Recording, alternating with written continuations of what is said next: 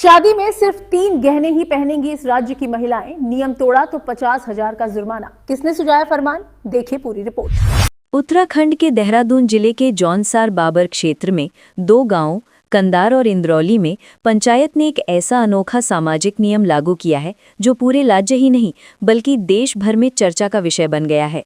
इस नियम के तहत अब किसी भी शादी, सामाजिक कार्यक्रम या उत्सव में महिलाएं केवल 3 गहने ही पहन सकेंगी: मंगलसूत्र, नाक की बाली और कान की बाली।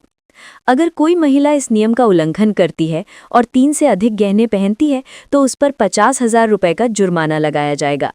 पंचायत के इस निर्णय को समाज में बढ़ते दिखावे, प्रतिस्पर्धा और सोने की बढ़ती कीमतों को रोकने का प्रयास बताया जा रहा है।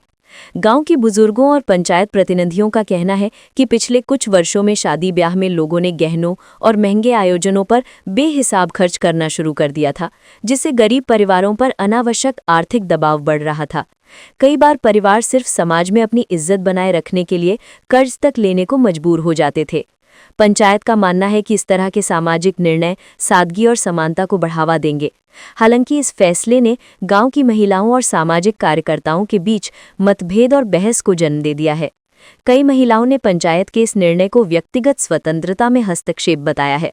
उनका कहना है कि यदि समाज में फिजूल खर्ची रोकनी है तो ये नियम पुरुषों पर भी समान रूप से लागू होना चाहिए। कुछ महिलाओं ने कहा कि शराबखोरी, दावतों में खर्च और अन्य बेवजह के दिखावे पर भी रोक लगनी चाहिए। एक महिला ने पंचायत की बैठक में कहा, अगर सादगी की बात है तो सिर्फ महिलाओं को क्यों निशाना बनाया जा रहा है?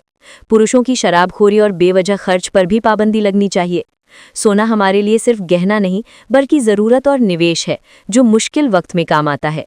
वहीं पंचायत का कहना है कि ये नियम किसी पर जबरदस्ती नहीं थोपा गया बल्कि गांव के पुरुषों और महिलाओं की सर्वसम्मति से ये निर्णय लिया गया है।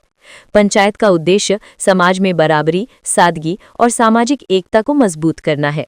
ये फैसला अब जौनसार बाबर क्षेत्र से निकलकर पूरे उत्तराखंड और सोशल मीडिया पर चर्चा का विषय बन गया है। कुछ लोग इसे समाज में सादगी की मिसाल बता रहे हैं तो कुछ इसे महिलाओं की स्वतंत्रता पर रोक मान रहे हैं।